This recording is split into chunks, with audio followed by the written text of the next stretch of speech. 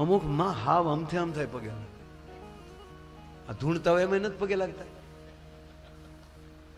આપણે પુરુષ ધૂણે ને પુરુષ ધૂણે એમાં તો વળે ઓછા પગે લાગો. આપણે ભાઈઓ ધૂણતા જ હોય ને આપણે ખમા હા એ તો આમ કરી અમને ખબર જ છે મોરા વગીરનો સો.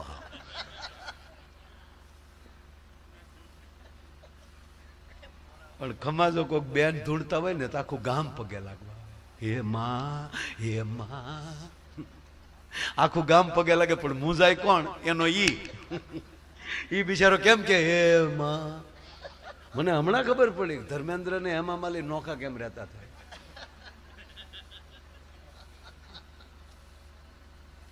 ધર્મેન્દ્રભાઈ ને હાથ તો એમ જ કરો ને એમાં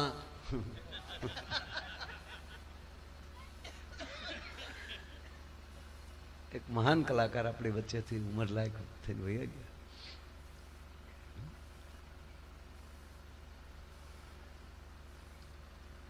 આખું ગામ પગે લાગે અને એનો ઈ છે ને ઈ વ્યવસ્થાપક થઈ જાય.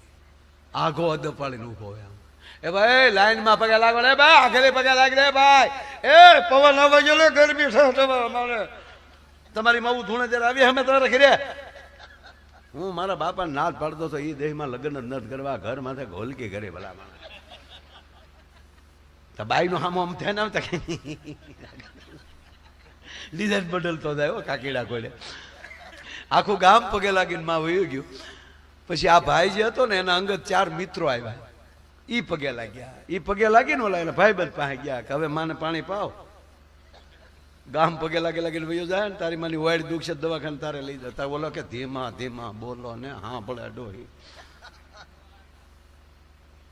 તો પણ હવે પાણી પાઈ દે ને તો બોલો શું કે મારે ન પાણી પવાય મારે વખાણ કરવાના હોય મારે રોજ અહીં રહેવાનું હોય. અને ભાઈબંધ કે યાદ આવે મિત્ર એડા કીધે દેસા કુવાડો કોસ પસાડ્યો પાણી દે ધીરે ને ધરે રોજ 3 તો દુહા બોલી ગયો. એમાં હારે એક ભાઈ હતા એને કીધું કે આ દુહા તારે હાટું નથી લીકેડો પાણી પાઈ દે. અરે કે તમે મિત્રો કદી કાંઈ આવો જાવ તો ઓલા પાછા શારે ગયા ની શારે પાછા પગે લાગી કે માં ખમા કરો થાનેક થઈ જાઓ હવે કોઈ બાકી નથી. બધા પગે લાગી લીધા હવે કોઈ બાકી નથી. કીધું નું અતાર છેડ્યો. કોણે કીધું બાકી નથી? હજી એક જણો બાકી છે. બોલો મારી નવે ખંડમાં નજર્યો ફરે.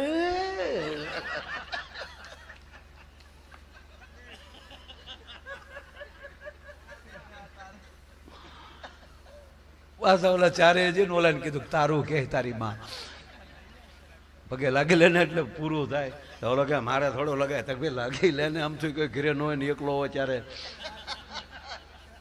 ભાઈડો થઈ જાય. ઓલો ગયો પગે લાગવા. એ પગે લાગવા લાંબો હાથ કર્યો અતાર વધ્યો કંકો ખરે કંકો.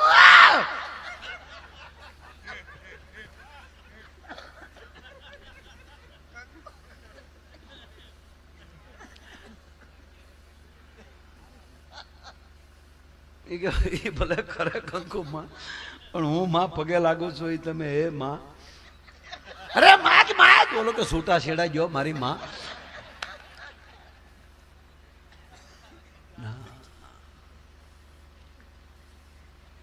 ભાવથી ભજો સન્મુખ બેઠા છે.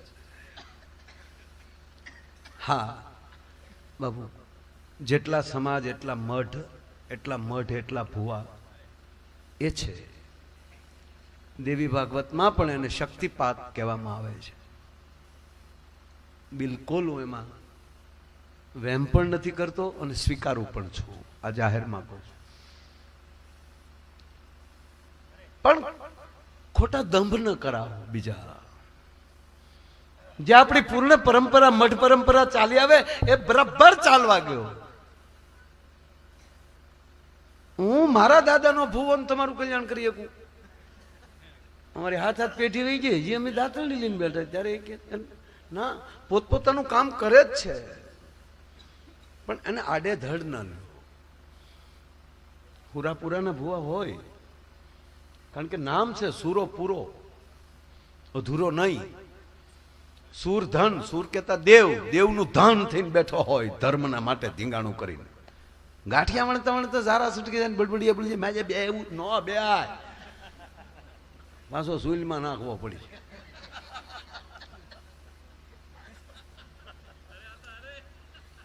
ખરેખર કહું, આપણા જેટલા મઢ એમાં આપણો ક્ષેત્રપાળ બેઠો હોય છે, આપણો સૂરો પૂરો બેઠો હોય છે, એને પ્રણામ કરું.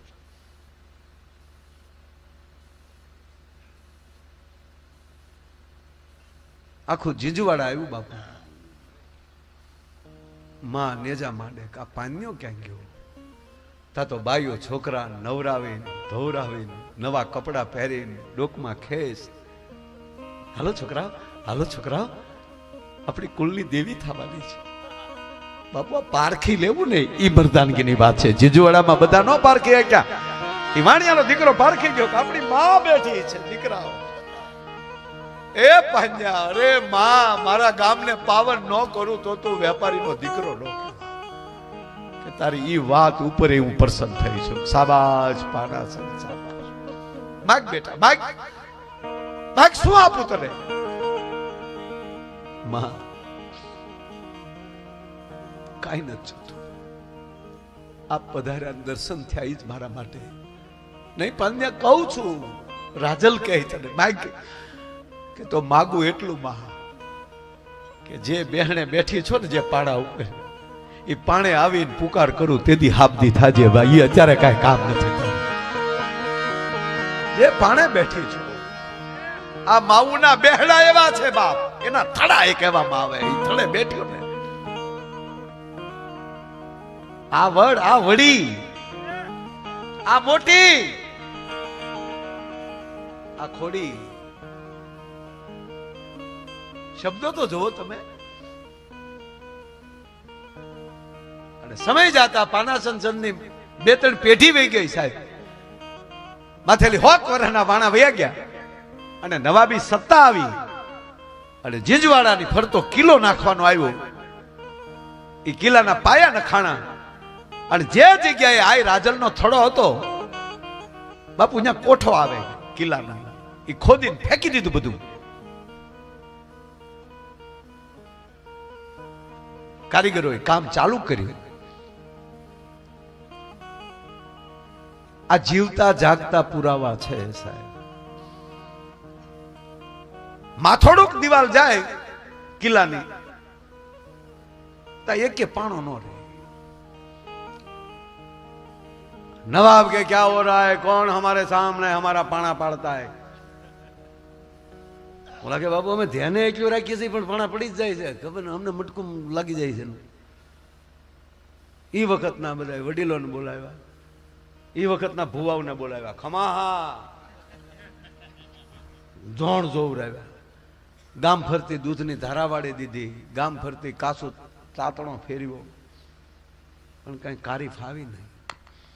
અને પછી નવાબે એકવાર વડીલોને બોલાવીને ગંભીર મીટિંગ કરી. એમાં એક વડીલે કીધું कि जहाब ना माफ कीजिए, आप कोई बता नहीं रहे आपका भय से, लेकिन आपने जो यहाँ जो स्थान था उसको बाहर फेंक दिया है. क्या था वो कि हमारे गांव के पानाचंद सेठ थे, उसकी बैलगाड़ी में बैठकर हमारी माँ आई थी. ये हमारी मानो थड़ो होतो ने અને હજી ત્રીજી પેઢીએ તલકસન ને કપૂર સૌ એના વારસદાર એને માં તરીકે પૂનતા થાય. હજી બેઠા થાય કે બોલાવો અહીં બે ભાઈઓને. નવાબના માણસો ત્યાં, ચાલો તમને નવાબ બોલાવે. આવું જ પડે ને મોટા ભાઈ. પણ એમ જો નવાબના દીકરા આવે જોજે બોલવામાં ધ્યાન રાખજો, નકુઠા માંગડી આવી જાય એટલે ભાઈ બગડી. નહીં તમે જેટલું બોલશો મોટા ભાઈ એટલું જ હું બોલી નહીં, પણ જોખે જોખે. નમસ્તે નવાબ, હાજર હાજર, જય માતાજી દરબાર, જય माताजी. बैठे कहा बैठा बापू, जहां अपना हम बैठा के जो यहाँ कोठा बन रहा है મને ખબર જ છે અમારા માતાજીનો થોડો હતો કાઢ નાખ્યો. અમારે પૂંજવા બેઠા બહુ સારું કામ કર્યું. હું બહુ સારું કર્યું. કિલ્લા નહીં વોરાય, અમે થોડા પાડવા આવીએ બાપા, આમ પાડવા આવ્યા. અને તમે ક્યાં દીઠા બળ કરો, અમે ઠપકો દીધો, અમારા માન શું કામ તમે નાખી દીધા, અમારા બા જાણે તમે જાણો, અમારા દાદા ને ગાડે આવ્યા હતા કે પણ કિલ્લા નહીં ઓરાય, કે પણ અમે તો શું કરીએ, અમે પાડવા નથી આવતા ને બાપા, અમે શું કરીએ એમાં? અરે કોઈ ઉપાય બતાવો. મોટા ભાઈ બતાવી દો કે બતાય. એ નવાબ रामायण वासी, हाँ रामायण हमने पढ़ा है, एमा खबर हमारी माँ जानकी नो हरण थयो, रावण लंका में लई गया, कहा हमने पढ़ा है, ये कि तुमने पढ़ा है ना? પછી राम कई रीते गया लंका में, कि उसने पुल बनाया और पर क्या जीजूबाड़ा का लंका, अरे सुनना है कि तो आलो, नहीं बेस, राम कई रीते गया लंका में, ताकि राम नाम से पत्थर तरे थे, कि नवाब ना दीकरा तने ही तो खबर पड़े ने कि हमारा राम नाम थी पाना तरे छे। हाँ हमने सुना है ना। तो हाँ बोले ले नवाब, हमारी माँ ना थोड़ो अहीं हतो तो एक पत्थर फेंक्यो बहार, अने हवे तारी पासे एक ज रस्तो छे कि पाणे पाणे मळ लखवा जय उदानी राजल, जय उदानी राजल, जय उदानी राजल। अरे बापू कड़िया ने हुकम छूटी गयो, लखावा मळ्यो जय उदानी राजल।